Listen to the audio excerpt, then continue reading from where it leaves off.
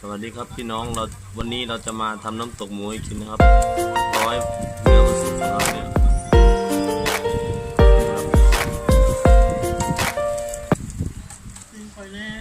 นี่ไงคนกินอันนี้รออยู่ครับเนี่ยบักตัวกินบักตัวตายอยู่ครับกินดีคักนี่สมบูรณ์นี่ครับหามันสุกกันเนื้อครับเดี๋ยวจะมาอย่างไรพี่น้องมึงสุกแล้วพี่น้องครับเตรียมทันเลยครับอันนี้ทำหาแล้วครับนี่ครับสุกแล้วมาทำครับเหนียวมันเป็นอันทีนะครับ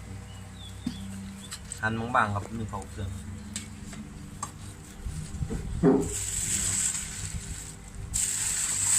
เอาอย่าน้ำซุปตรงๆไปเลยสิครับต้องไม่เสีย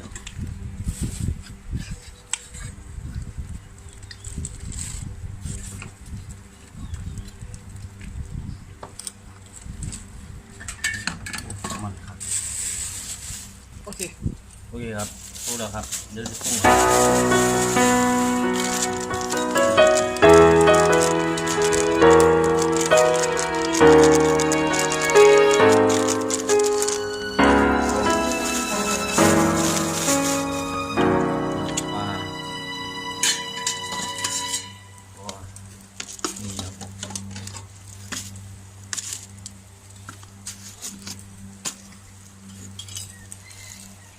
นี่ผงชูรส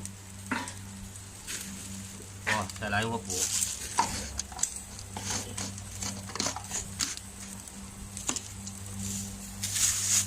ข้าวคั่ว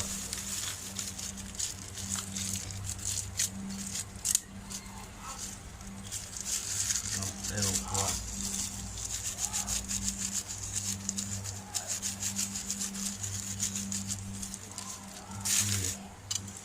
คนเขากันหมดครับอันนี้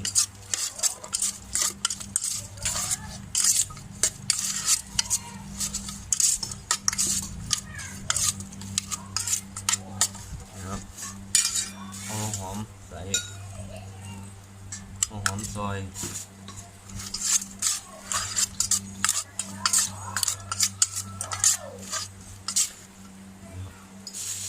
มะนาวนะครับ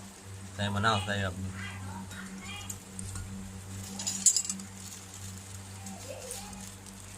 ต้องเปรี้ยวๆสักหน่อยครับแต่ไม่แซ่บครับใส่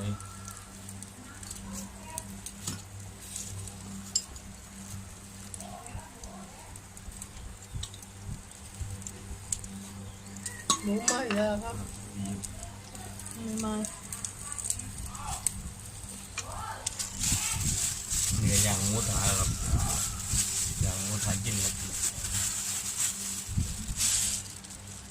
มูนโดนอ่ะ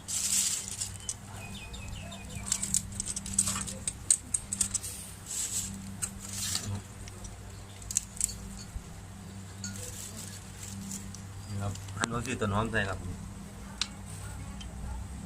เห็นอยู่ต้นหอมกับผักชีครับ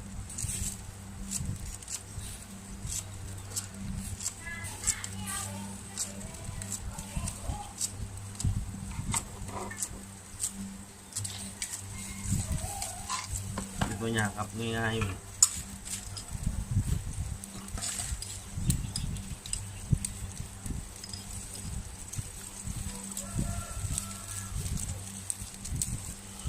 เนื้อแดงอยู่ว่าไหมวันนั่งเนื้อแดงอยู่ว่า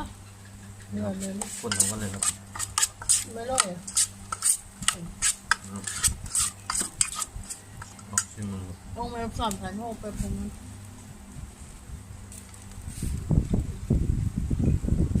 อัดสมครับอัดสม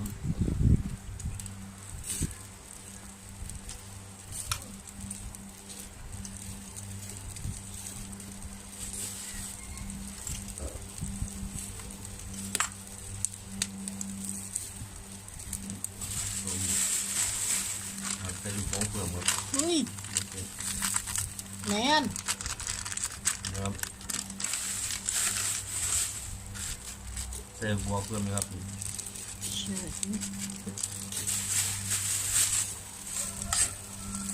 นี่ครับคนของกันนะครับมันจิ้มมั้งครับพอแล้วครับโอเคครับคลิปนี้มาวันนี้ครับ